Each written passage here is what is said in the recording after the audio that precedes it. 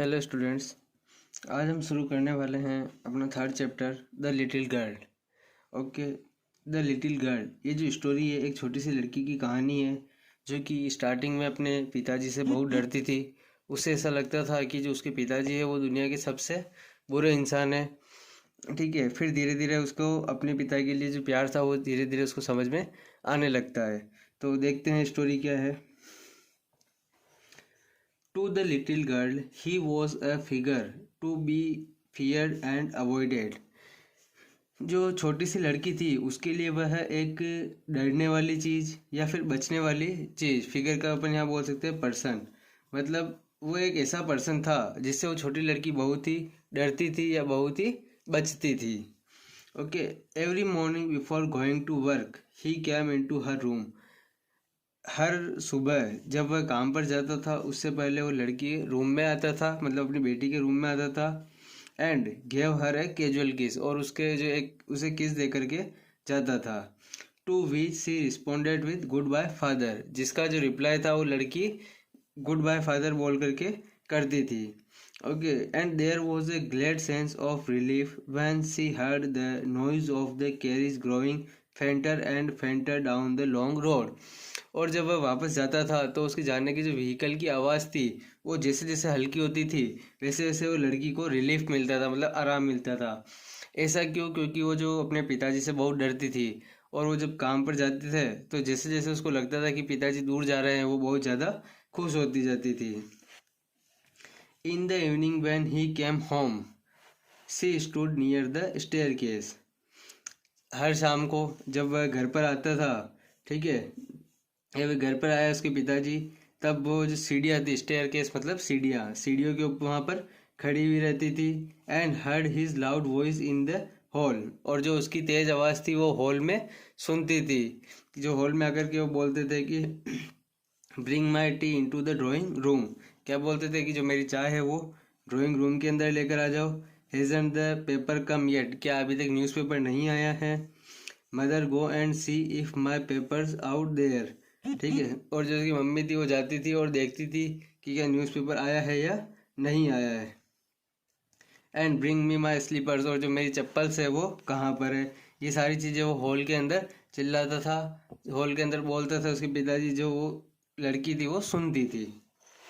केजास mother would call to her, फिर Kezia की mummy उसको बुलाती थी और कहती थी if you are a good girl you can come down and take off father's boot.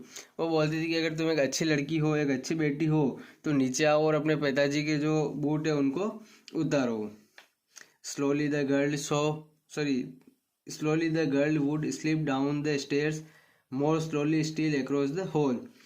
तो जो लड़की है वो धीरे दबे पाँव, मतलब धीरे धीरे हॉल की तरफ आती थी। ठीक है, कहाँ से? सीढ़ियों से। जब वो उसके पिताजी आते थे तब वह सीढ़ियों पर खड़ी रहती थी, वहाँ से वो धीरे धीरे हॉल की तरफ आती थी। And push open the drawing room door, और जब वो जो ड्राइंग रूम था उसके अंदर जाने के लिए दरवाज़ा खोलती थी या उसने दरवाज़ा खोला। By that time he had his spectacles on and looked at her और very in a way that he was terrifying the little girl. जब वह ड्राइंग रूम के अंदर एंटर हुई तो उसने क्या देखा कि जो उसके पिताजी है वो स्पेक्टिकल्स मतलब चश्मा लगाए हुए थे और उसकी तरफ इस तरह से देख रहे हैं जैसे कि टेरिफाइंग मतलब भयानक या डरावना, जैसे उसे डरा रहे हो। Okay, well Kezia's hurry up and pull off this boots and take them outside. Kezia ने क्या किया, जल्दी से गई और जो उनके शूज़ थे वो उतारे और साइड में, आउटसाइड मतलब नीचे की तरफ या बाहर की तरफ रख दिए। Have you been a good girl today? फिर उसके पिताजी ने पूछा have you been a good girl today, मतलब कि आज तुम सही हो, ठीक है, मतलब तुम्हारी तबीयत और तो सही है। आई डिड डोंट फादर, वो क्या बोलती है, आई डोंट नो फादर, मुझे नहीं पता है। यू डोंट नो, तुम्हें नहीं पता, मतलब उसके पिताजी उससे क्रॉस क्वेश्चन करते हैं। जब वो बोलती है कि मुझे नहीं पता तो उसके पिताजी उससे क्रॉस क्वेश्चन करते हैं कि क्या तुम्हें नहीं पता। If you stutter like that, stutter मतलब होता है हकलाना। If you stutter like that mother will have to take you to the doctor. फिर उसके पिताजी उससे बोलते हैं कि अगर तुम इसी तरह हकलाती रही तो तुम्हारी मम्मी तुम्हें डॉक्टर के पास में ले जाएगी या तुम्हारी मदर को तुम्हारे डॉक्टर के पास में ले जाना पड़ेगा। सी नेवर स्टटर्ड विद अदर पीपल, वो जो लड़की थी वो बाकी लोगों के सामने नहीं हकलाती थी। ओके, वह सिर्फ अपने पिताजी को देख करके हकलाती थी।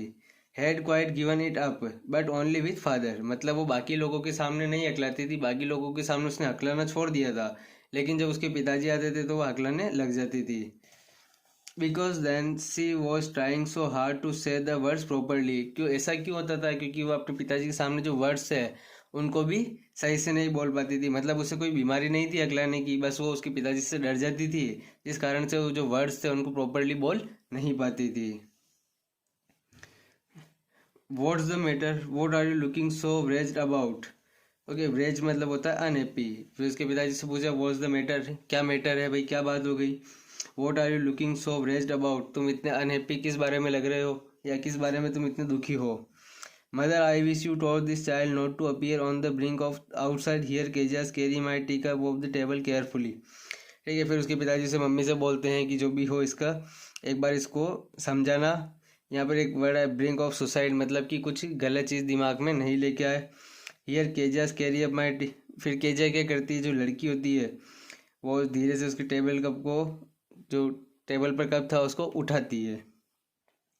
He was so big his hands and his neck specially his mouth when he yarn. जब वो टेबल से कप उठाने के लिए जाती है तो क्या देखती है, ही वॉज सो बिग, मतलब उसके जो पिताजी थे वो बहुत बड़े थे। हिज बिग हैंड्स, उसके जो हाथ थे वो बहुत बड़े दिख रहे थे। एंड हिज नेक, उसकी जो गर्दन थी वो भी इतनी बड़ी दिख रही थी। स्पेशली हिज माउथ, जो सबसे ज़्यादा क्या उसका मुंह, जब वो यान मतलब होता है उबासी लेना, जब वो उबासी लेता था तो वो उसका मुंह जो था बहुत बड़ा दिखता था। Thinking about him alone was like thinking about a giant, और जब अकेले में अगर कोई उसके पिताजी के बारे में सोचता है या अकेले में उसके पिताजी को कोई देख ले तो उसको ऐसा लगता है कि जियान मतलब राक्षस, कोई राक्षस को देख रहा है। ओके, तो यहाँ पर जो उसके फादर है उसको किससे कंपेयर किया है, जियान मतलब राक्षस से।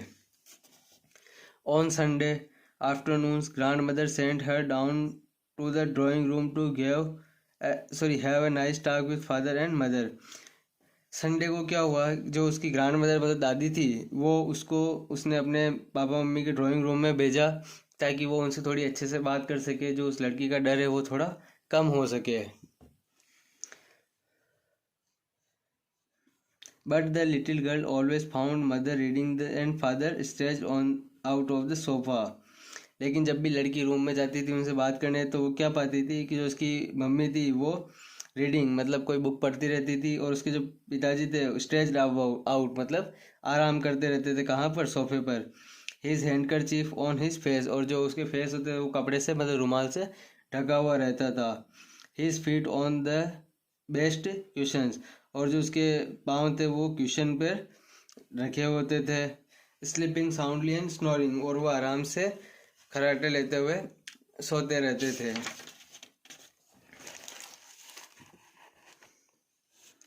सी sat on a stool gravely watched him until the woke up and stretch. फिर वो वहाँ कमरे में गई और वो वहाँ पर एक स्टूल पड़ी थी उसके ऊपर बैठ गई। ठीक है, कब तक, और वो इंतज़ार करती रही जब तक कि उसके वोक अप, जबकि उसके पिताजी उठ नहीं गए। एंड आफ्टर टाइम, जब तक उसको उठ करके टाइम नहीं पूछा तब तक वह स्टूल पर बैठी रही। देन लुक्ड एट हर, और बाद में उनकी तरफ देखा। Don't stare so Kezia, you look like a little brown owl. फिर उसके पिताजी उससे क्या बोलते हैं कि इस तरह से मत घूरो केजिया, इससे तुम एक छोटे से उल्लू, भूरे उल्लू, ब्राउन ऑयल मतलब भूरा जो उल्लू होता है उसको बोलते हैं, तो कि तुम इस तरह से मत घूरो, इस तरह घूरने पर तुम एक भूरे उल्लू की तरह दिखाई देती हो। One day she was kept indoors with a cold. एक दिन क्या होता है, अचानक से उसे बुखार आ जाती है। ओके, उसकी तबीयत खराब हो जाती है, उसे बुखार आ जाती है। Her grandmother told her that father's birthday was next week. जब उसे बुखार आ जाती है, वो घर पे ही होती है, तो उसकी दादी से बात चल रही होती है, तो दादी उसको बताती है कि जो father's birthday was next week, अगले ही सप्ताह क्या है, तुम्हारे पापा का जन्मदिन है।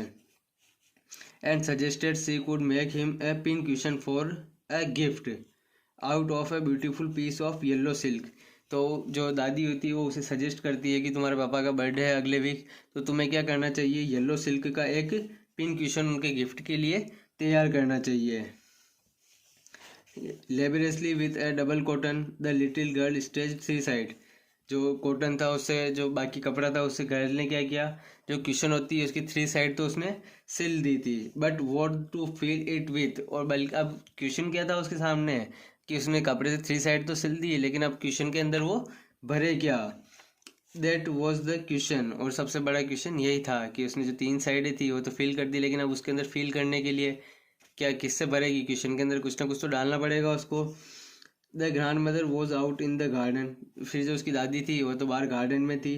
एंड सी वंडर्ड, वंडर मतलब होता है घूमना, she wandered in to mother's bedroom to look for scraps, फिर वह अपने घर में इधर उधर मम्मी के कमरे में कुछ स्क्रैप मतलब वेस्टेज के लिए, तकिए में भरने के लिए, कुशन में भरने के लिए वो कुछ स्क्रैप ढूंढती है। On the bed table she discovered a great many sheet of fine paper, तभी उसे बेड टेबल पर क्या मिलता है, बहुत से कागजों की एक शीट मिलती है।